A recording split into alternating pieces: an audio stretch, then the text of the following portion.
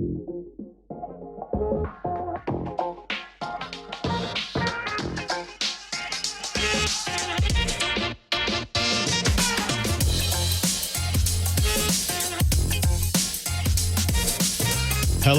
everyone. This is your host, Akil Jabbar, and welcome back to another episode of SaaS District.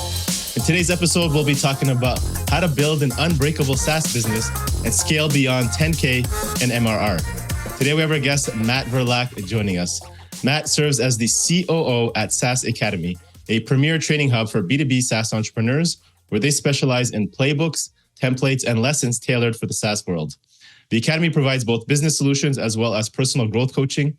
Matt also leads the Growth Accelerator program, where they help early founders scale beyond 10K in MRR. Beyond his professional role, Matt is a dedicated family man. He has an upcoming author to set his first book that's supposed to release in 2024. And he's also the co-founder and CEO of UpLaunch, a triathlete and a former firefighter. So welcome, Matt, man. You've got a bit of everything. Super excited to have you on the show. Quite the intro, man. I appreciate it. Thanks for having me on. Love it. Love it, man. So I know you, I guess, you also work with Dan Martell, who's also big in the space with SaaS Academy. I'd love to hear, your background. How do you and Dan work together with SaaS founders in your training and accelerator program? And how does that work, if you can start with that?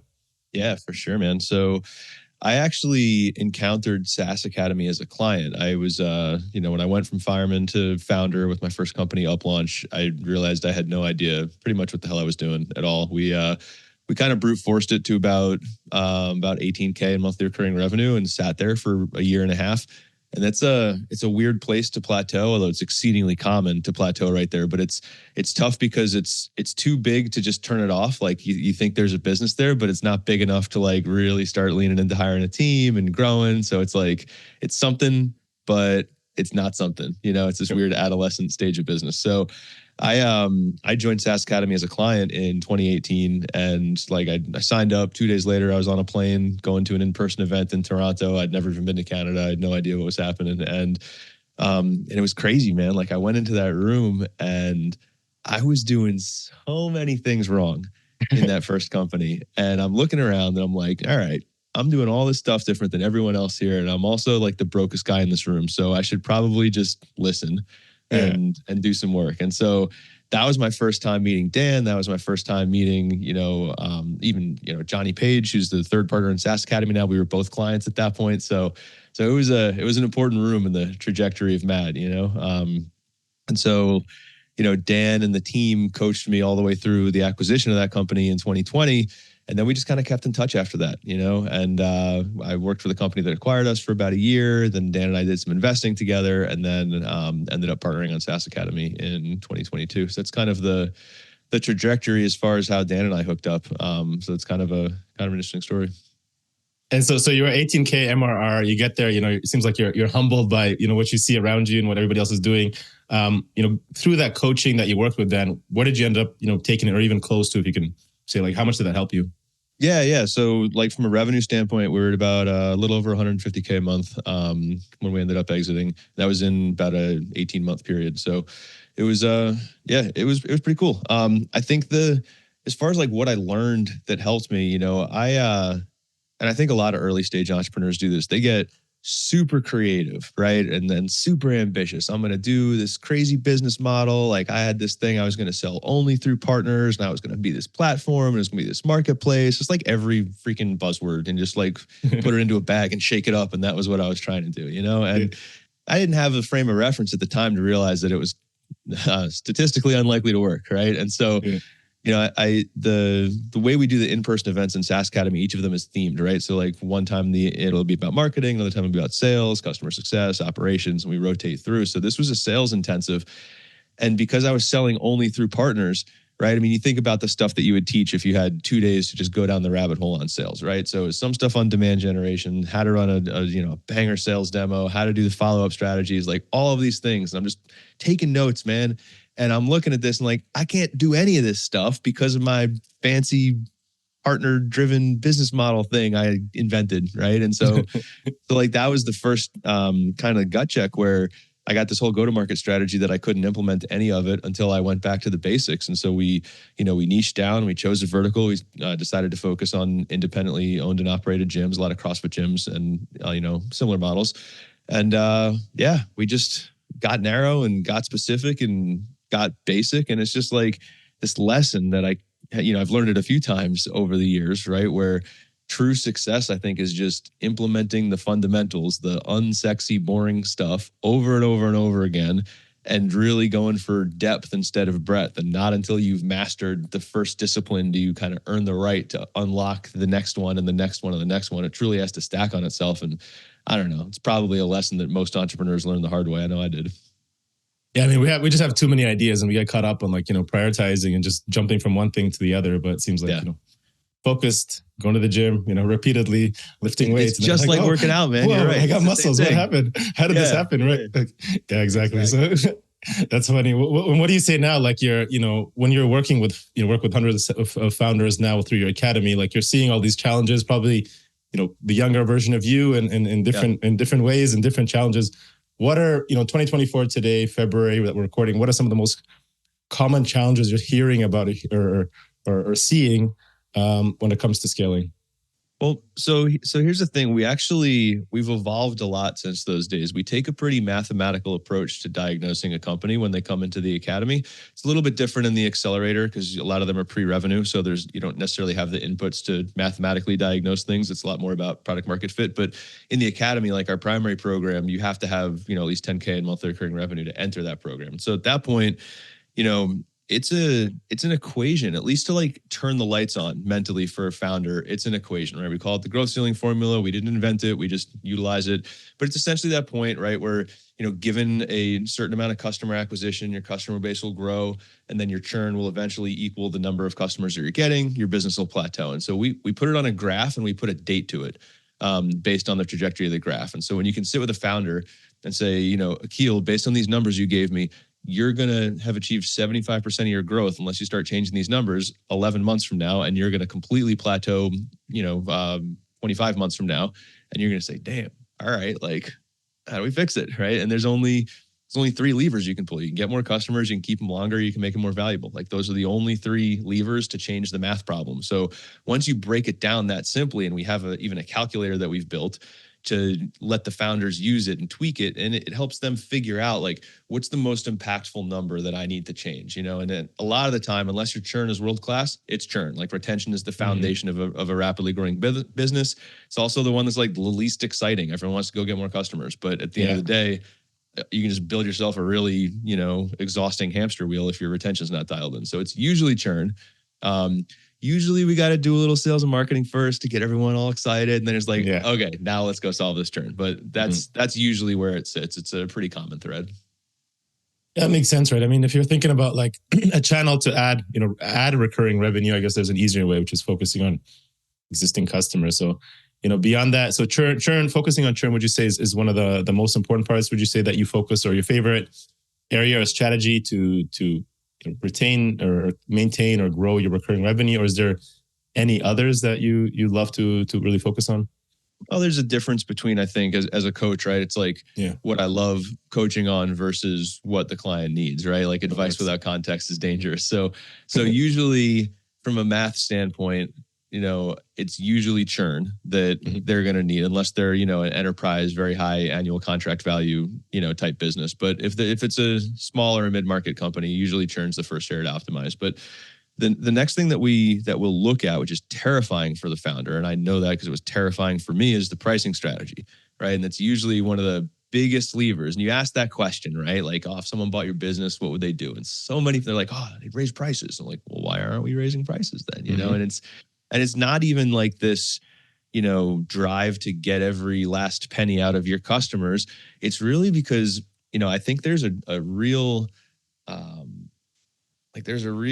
correlation between like self-worth as a founder and insecurity, especially as a first-time founder. And like, am I good enough to charge the price that I know I need to charge? What if there's a bug? What if someone gets mad? They're going to think I'm a fraud. I only got 8 customers, whatever. Like all these stories we tell ourselves. And the problem is that, then we carry that as we try to scale the company and we realize that your gross margins aren't where they need to be, and it's just a function of insecure pricing from 2 years ago. But it's super nerve-wracking to go correct that.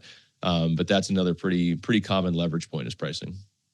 And what do you typically, look at before, when helping them make that decision? Are you looking at competitors? And I think that's usually what people are looking at. Like, hey, the competitor, guys are coming up and they're charging, a lot lower than what we are. And then you kind of get afraid and you're like, why would I charge more? I may lose them. But, we've seen scenarios where I think it was an acquisition. I can't remember if it was Barometrics or there was an acquisition last year where, acquisition was done and they increased the price by 4x. I don't know if you've seen that story. And then I've seen it a few times. You've seen it a few times, right? And, churn dropped a little bit, but not as much, right? And I mean, I think there's some other effects of it later down the line, but curious to hear your thoughts on how do you price that properly?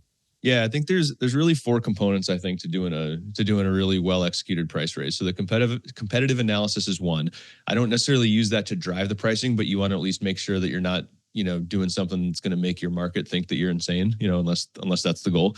So I'll use that as like a reality check. But the foundation for it, is, and this is really tough to do, and not all businesses can do it well, but if you can put a dollar value on the return on investment that they're going to get, right? A dollar value on the result for your typical client that you're generating. And then, typically you want your customer to get between a 5 and 10x return on the dollar they're investing with you. And so that does 2 things.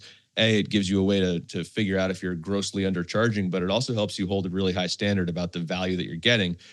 This is a long process to nail that down, because usually the way the conversation goes is, oh, well, I actually can't measure that. I don't know if my customers are getting ROI. And you're like, awesome. I know what we're working on this quarter, right? We need to close that feedback loop first so you can, truly build a business with some confidence that it's delivering what it's supposed to, right? So I think like the value-based pricing is number 1. The competitive landscape is number 2. The third one that you touched on, is I have every founder, if they're considering a price increase, do this like break-even analysis of like how much churn can you absorb before you're truly going backwards.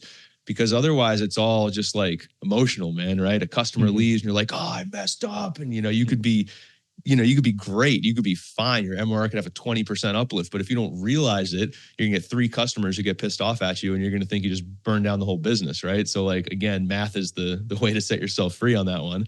And then the fourth, which I think sometimes people overlook, is the communication side of it, right? Where there's a right and a wrong way to communicate it. Like, I'm a big fan of having different communication strategies based on the impact on the pricing that's happening. So if someone's price is going up 3%, email's probably okay. If their price is going up 40%, you should probably be on the phone with them, And so I think that, not sleeping on the communication side of it's also really important, because the customers are going to remember how you made them feel, probably more so than, the 40% increase cost them $100 a month or whatever. So yeah, makes sense. And if you can explain and justify your reasoning, I'm pretty sure they're understanding, right? Or most of them. Yeah, I guess it always hurts, right? To lose a customer, losing is always more painful than even if you gain 50% or more. It's like that one customer I lost, but the whole fear of loss, man. It's a real thing. It'll get you. It's real. It's real. The pain sucks. Yeah. So when it comes to reporting, right? Like you said, like there's so many things they're probably looking at, but they may just not be looking at the right things or tracking the right things. So if we're thinking of, when you work with founders and it comes to reporting, what are the real important metrics that you guys say, like, you got to measure this, right? And make sure you track it rigorously, because this is important. Not just MRR, not just your leads, not amount of your sales, which you said is like the more exciting stuff. And then, there's churn and other things. But if you're building a report, what are some main things I'm continuously tracking here? Yeah, I think the answer is somewhat contextual, right? But I mean, I think at a high level, I'm looking at basically what are all the inputs to the math equation that is a recurring revenue business, and then what are all the outputs, right? So I mean, I'll start at the point of sale, go all the way up the funnel, right? So whether it's traffic or impressions on paid ads, click-through rate, landing page visits, opt-ins, calls booked, show rates, close rates, so I want to make sure we map the funnel, the acquisition funnel, really, really deeply. And then past that point of conversion, right, we look at things like activation rate, time to first value. Typically, we coach people to have a net promoter score, like on a rolling 90-day cadence, so you can gauge customer happiness and things like that. So, I think that's probably the more slippery slope, is we get the sale and we're like, all right, sick, we got the sale, and we're really happy about it, and not realizing that maybe 30% of your customers are bouncing in 30 or 60 days because your activation's weak, or because they don't understand how to use the product or whatever. So, I'm big. I always talk about, like, it's fun, I'm doing a talk tomorrow on customer obsession, right? And so I'm really big on just making sure we instrument to understand how we're serving the customer. So I love things like, first response time for tickets, customer support, satisfaction. Are they happy with the support that they're getting, et cetera, et cetera. And then like the finance stuff that I think a lot of people sometimes sleep on because they don't think it's that exciting, like DSO or accounts receivable, making sure that people are paying you, and just all these, like your cash flow forecasting, all the stuff that I think is really important for an exec team. But all that to say, because I just like metrics bombed this conversation, like all that to say, like the what that you measure, I actually don't think is nearly as important as the what you do with it when you measure it, right? Because you can measure a ton of stuff and just have like a spreadsheet full of useless crap that you don't actually use to drive change. And so we have a framework that we call a precision scorecard, and it's a spreadsheet. It's nothing fancy, but the way that we coach people to track is that with very few exceptions, every metric should be tracked on a weekly basis. So a week runs Monday to Sunday, track it the same way.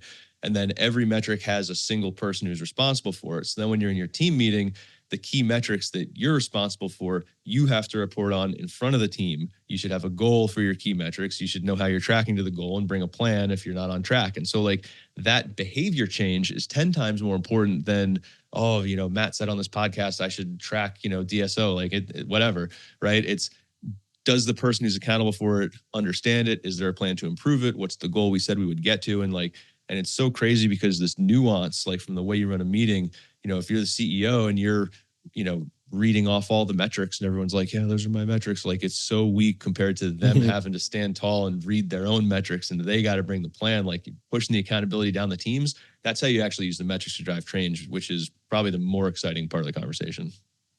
Yeah, that makes sense, right? They're holding, you're not just looking at the metric, you're actually having the accountability and ownership. And just like, if you go to the gym and you track your weight every week, but you're not like, hey, I'm still the same weight as last week. But if you're like, what did you do differently? If you're not thinking about what you're doing or what your plan is to improve it, then, nothing actually happens, right? And it just starts adding up. Yeah. Totally. Yeah. So I'd love to shift gears. So you guys, work with SaaS founders, help them on the business side, but you also work on kind of the personal growth and coaching to help entrepreneurs or people just become better leaders, right? And I think that's a big part of this. Is not just the metrics, but these are humans who have to manage people, and there's, you can't just hide behind a screen all day.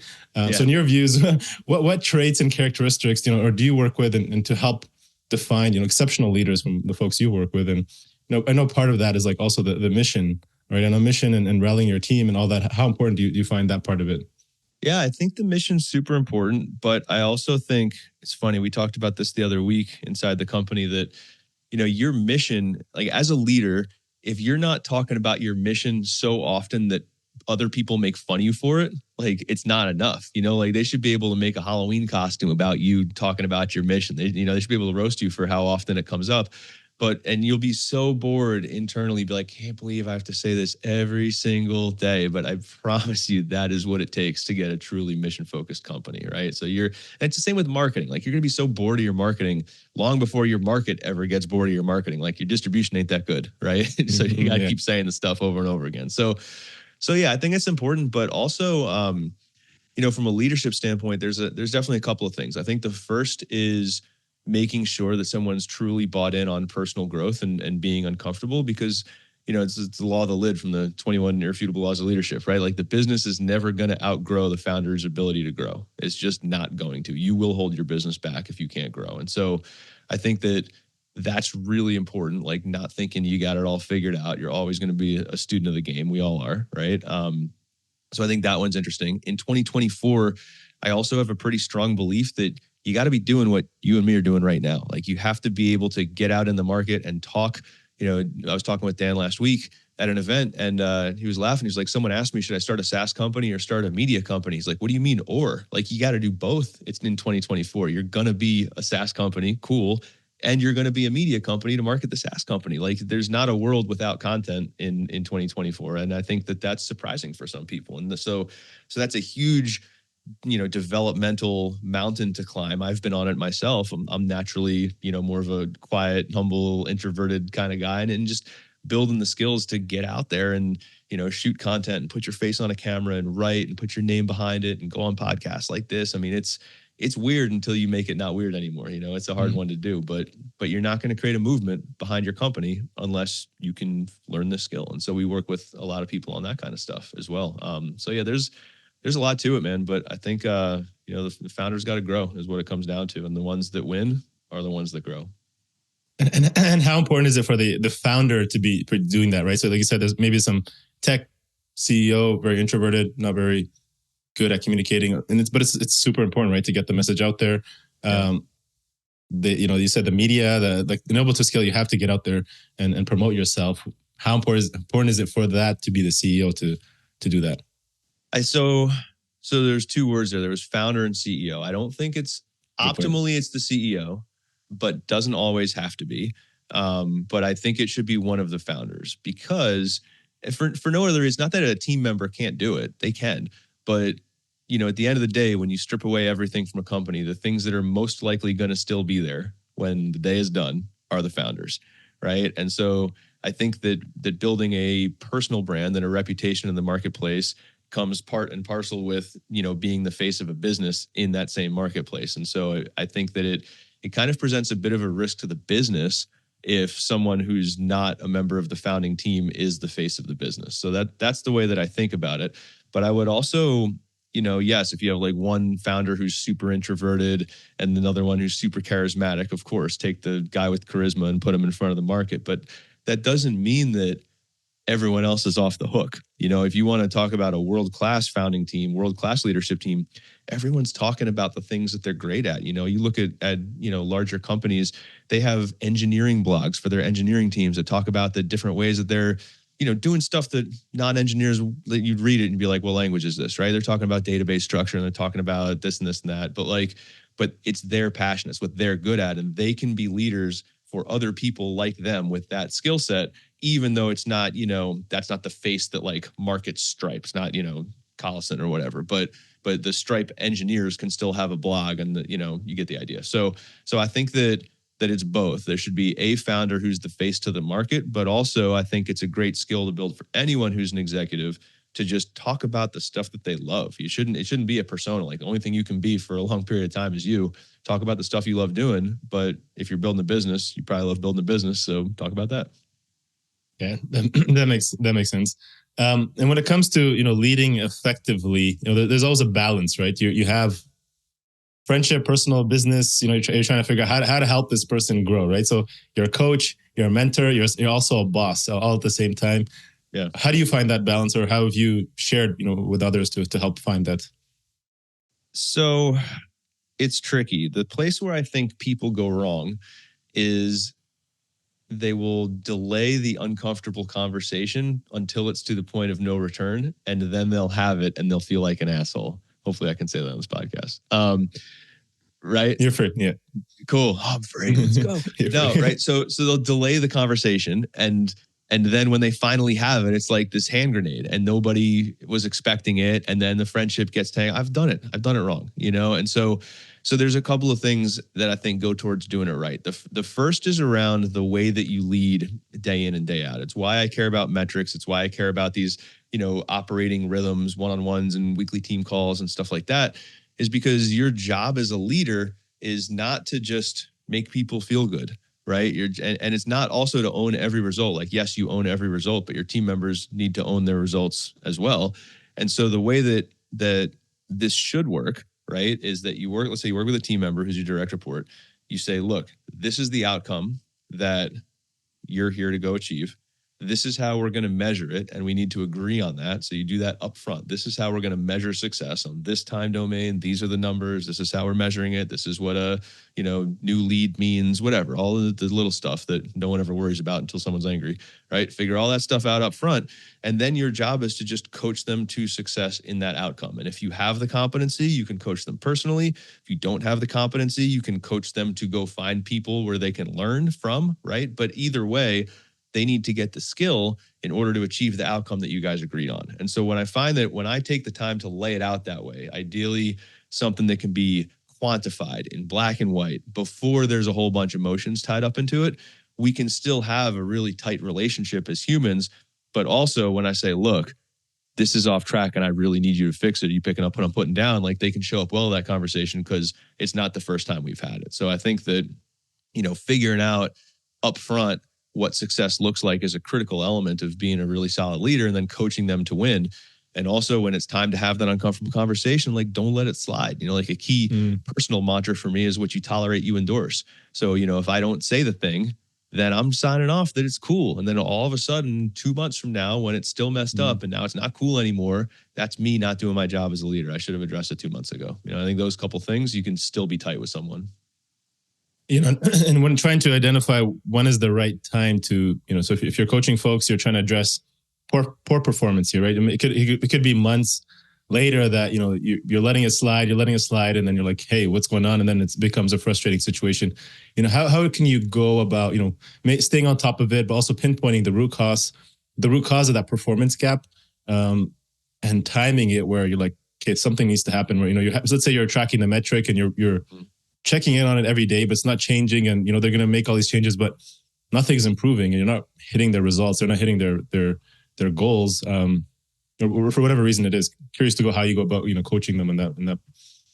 Yeah. So, I think the first part is they shouldn't be surprised by the frequency, right? So my default again is tracking everything weekly. If we're going to track something daily and I'm expecting it to change daily, I'm going to tell them that up front and they're going to report on it daily. I'm not going to look and go tell them about it. It's a push instead of a pull, right? So they're going to push the data every single day if we decide we need that. And look, if something's like really threatening the business, it 100% deserves daily action. Like that's something we've done before.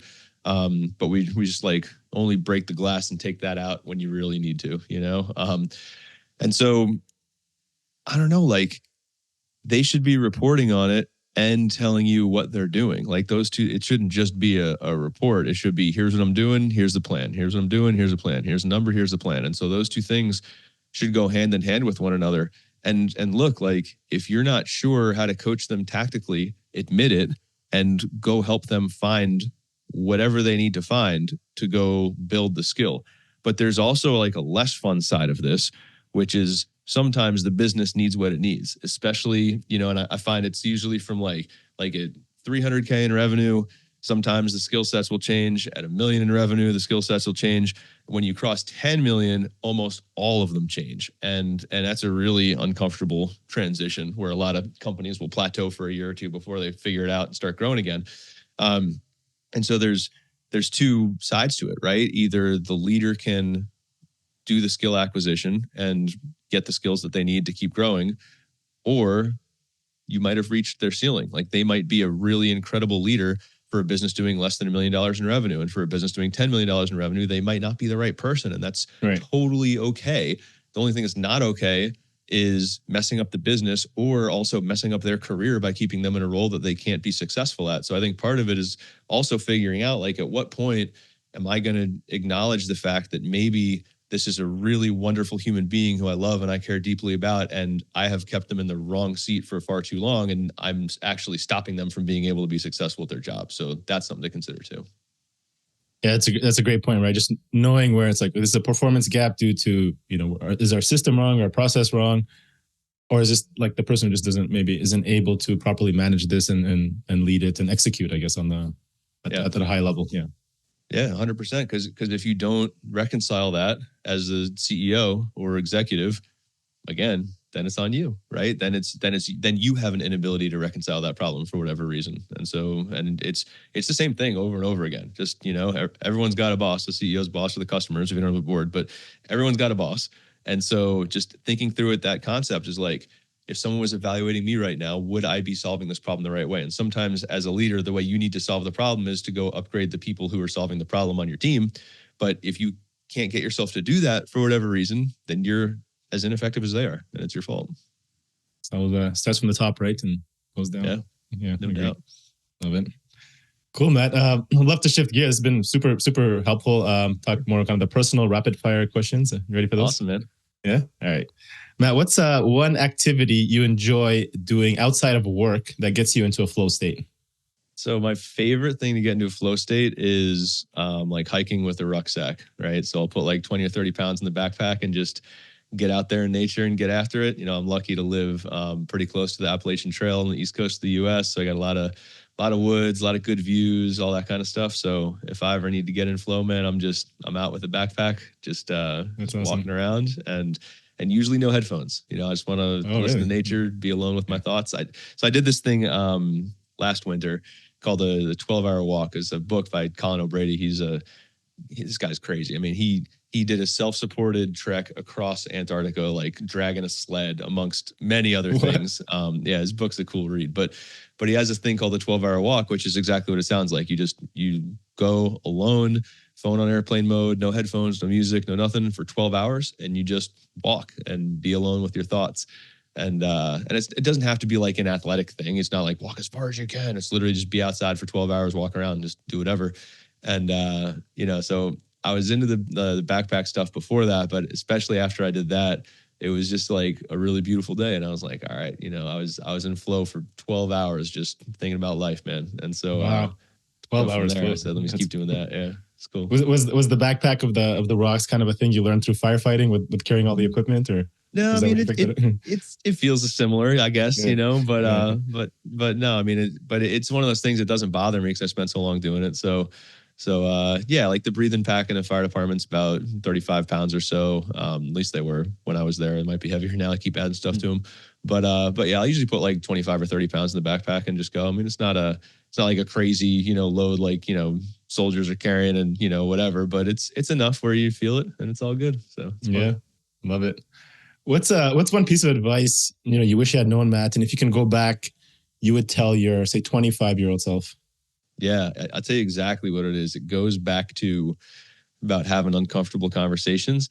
Left unchecked, I can sometimes want to be a people pleaser. I've have like this need to be liked, and the farther you get in leadership, the less you can have a space for that. It doesn't mean that you walk around being an asshole to everybody, obviously, but when there's an uncomfortable conversation to be had, you have to have it and you have to have a framework for having it and get good at having it. Like it's a skill to be built. And, I think I've got that skill now, but I can think of a few situations where it would have served me if I had built it a little bit more deliberately, a little bit earlier. So that's probably where I'd be with that one. No doubt. Yeah. Great advice. What are some of the biggest challenges, I guess, you guys are currently facing in order to continue to grow SaaS Academy or the other projects you're working on? Yeah.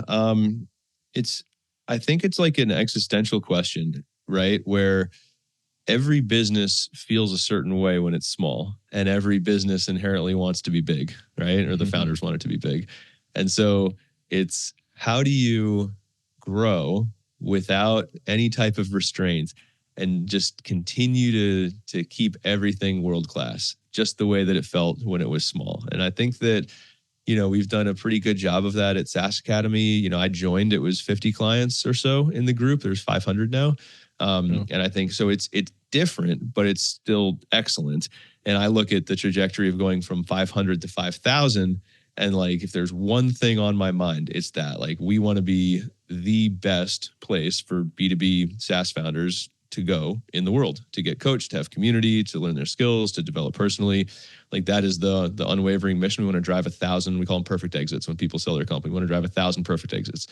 And so, to get there, we're going to have to help a lot of people. And so, there's a lot of playbooks to just scale things by the numbers, and it kind of like loses its shine, and that's just not acceptable to us. So the biggest thing I always wrestle with is, like Disney, they can build some big parks, but they still got the magic, So it's like, how do you keep the magic in the business if you're going to 10x the size? That's the thing I wrestle with every day.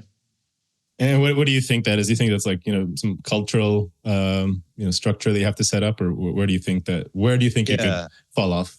I think it's a few things, right? So keeping the magic in the business as it grows, I think it starts with the culture, right? And it honestly, more specifically, it starts with empowerment, right? Where as you start to build teams, everyone has their job. They're increasingly more specialized. And then if you have something that is your job, consequently, there are things that you might think are not your job, right? Like I work in accounting. Why would I call a customer? I work in this program. Why would I help someone in that program? Those kind of things. And so I think that just ruthlessly fighting against those silos is really, really important, where I can't imagine that you would go to a Disney park. I'll just pick on them for a minute in a good way. And someone would be like, oh, I actually can't help you with this question. Let me go find someone else to show you where the restroom is, right? They're going to tell you where it is. And, we do that a lot in our in-person events where we Like, dude, we stock Band-Aids in the staff room just in case someone asks for a Band-Aid, we can give them a Band-Aid, just like whatever, just little stuff.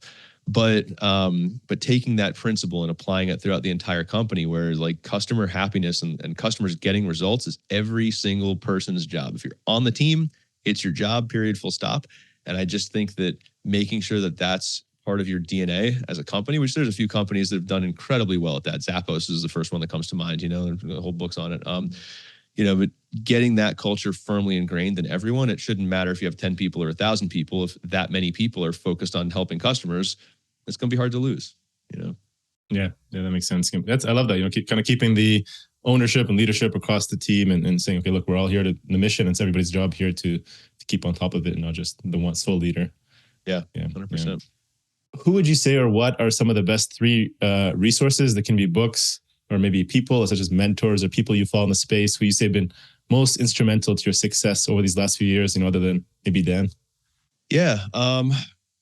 So let's see. For the COO operating types, Scaling People by Claire Hughes Johnson is an outstanding book. I call it the COO's Bible, honestly. She was a former COO of Stripe, small company you might have heard of, right? And her book is outstanding. It's like it's got great stories, but it also feels sometimes like a textbook. There's parts where you can fill it out, but that's like a compliment, right? Where it's just like it's very like clinical in the way that she lays out her experiences and the frameworks and strategies that worked for her scaling Stripe. And some of it was super counterintuitive. Like she talks about, she only thinks there's 4 things that you should standardize inside of a company and the rest is probably not worth the effort. I'm like, speak to me. That's awesome, right? Because everyone wants to like standardize everything so it's the same and it's usually a waste of time. So Scaling People is a really good one. The Goal by Dr. Ellie Goldratt is another one that I love. It's from the 70s. It's about, process and theory of constraints and kind of super nerdy, but it teaches through a story, which makes it a really fun read. The thing I gained from that book is like, I can now visualize any process or any business in my head as like an assembly line and figure out where the choke points are and the constraints and what needs to be moved around to fix the problem. And so I think that one's really, really neat. And then there's this little known book when it comes to like scaling a company called Extreme Revenue Growth by, what's his name? Victor. To edit this, let me find it though, because I want to do him a solid because it's a good book. Victor Chang, Extreme Revenue Growth. And I actually got it at a SaaS Academy intensive years ago. And it's like this book that not a ton of people know about. And it's really, really solid advice for just, how to scale a company. So I don't know, those are 3 good ones off the top of the list. Love it. I haven't read actually any of those. So that's, I'll definitely check those out. Thank you. Yeah. Awesome. Yeah. The second one you mentioned, that's kind of the engineering mind, which you, once you're able to build that and look at things like in process and systems, that's an amazing thing. And how to break down big problems into smaller things. You can basically do anything, right? Totally, man. 100%. Yeah, Matt, what does success mean to you today? Whether personally, business, financially, life? I guess there's no right answer. How do you define it today? Yeah, I tend to compartmentalize what success means. Otherwise, I tend to like descend into workaholism accidentally, So, I don't know. I think that success for me, if I had to boil it down, success for me is the freedom to allocate my time where I feel like it serves the most people, including my family at the head of that table. Right. So and I don't want to sound idealistic, like first company, first startup, you're going to work your ass off. Probably don't know how to be efficient yet. Probably don't have a team, probably don't have money. I didn't have any of that stuff. I was squirting water for a living and then decided to like accidentally start a software company. Man, I was up coding until 7 o'clock in the morning with, 2 kids under 2 years old at home. I mean, it was insane. Wow. But the thing is to not make that the way you do things forever. Because, also that left me crazy out of shape, super unhealthy, super overweight, like just exhausted all the time. So it was a season. It was a season that I'm happy is over, But, I think success really comes down to time allocation, right? And so I think there's a baseline level of financial success that unlocks the ability to allocate time more deliberately. So like, you do have to grind for a certain period of time to hit that first level. But also like what got you here won't get you there. That old advice that always seems to be true, right? And so eventually like working harder stops being the answer because your goals are just larger than what you can fit into a day. And at that point, you're either going to plateau or you're going to get smart and start leaning into building leverage and building teams and figuring out how all that stuff works. And that's what comes down to the time allocation. And so, I mean, I like to take my kids to school. I like to work out every day. And I know I've started to really think more about like impact, community impact, social impact, and just like how I want to try to leave a teeny tiny dent on this big old world we live in, you know? But I think that it's a sequence though. It's tough to do that before you carve out the first win in business. And so I think it's a journey, man, you know? Yeah, I hear you, right? You got to kind of take care of yourself, make sure you're kind of all set, your family's good, and then you can start thinking of other people and helping others, right? Just more effectively and using your mind for other things. But yeah, once you're in survival mode and you're trying to build and you're trying to, take care of yourself and your family, that's always priority, right? Yeah, dude, that survival mode mindset is a real thing. Like, I mean, I spent years there, and because like I don't come from a lot, and so it's funny because it seems like unfathomable to someone who's in that mindset or in that stage of their life to talk about like, oh, allocate your time and blah blah blah blah. Like, oh, what are you talking about? But there is a trajectory where you can get to that point, but it's not a one day thing. It's not like I'm going to decide to do this differently. It's like I said, it's just it's a path. It's a sequence of events, and so I think getting out of that survival period of life, like that's honestly, that's success for many, many people. That is in and of itself success. And that's what the first win that unlocks anything else that you want to do. So like, if you're there, you're not wrong. It's not bad. It's just where you're at. Just focus on solving that one problem. I've been there. It sounds like you've been there too. Right. And so just solving that one problem is the foundation for everything. So don't worry about all this other stuff until you can solve that. Just focus on one thing. Yeah, just one point I thought, so I seem like, grew up from, poorer background most of my life and then, built my way up. But then the issue becomes where the number, is maybe a lot, you put this number in your mind was a lot bigger than you think that you need to get out of. And you just stay in that loop for as long as possible. And even though there's no reason to, maybe financially, and you get to a point where like, I'm fine, but your mind doesn't learn until you can say, hey, no, wait, actually, I'm okay. I don't need to. And then you stop for a second and realize like, wait, I'm actually good. And then, but that people may not learn that until they're already making $20-30 million or even more, right? And so, sure, yeah, it's a thing. Cool, love it, Matt. This is awesome. Would love to, just to wrap it up. And where can founders get in touch with you, learn more about you, or learn more about SaaS Academy as well? Yeah, so if you're a B2B SaaS founder, we'd love to help you on your journey. SaaSacademy.com is where you go for that. Outside of that, I am publishing and talking on the internet as much as possible because I try to practice what I preach. So mattverlaque.com is the website. We've got a book coming out, Software as a Science, which will be out later this year. We'll talk about that on the website as well. Newsletter, YouTube, it's all on the website. So hit me up there, and I'm not going anywhere. That's where to find me.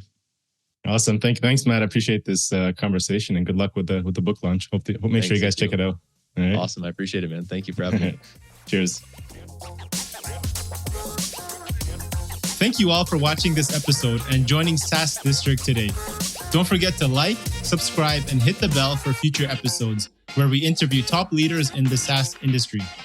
If you're a SaaS company looking to grow and unlock the true value of your business, get in touch with us at Horizon Capital, and myself or one of our consultants will provide a free assessment to help you get there and hit your goals. If you have any feedback or suggestions for this podcast, please comment down below and help us improve our content for you all. Thanks again, and see you on the next one.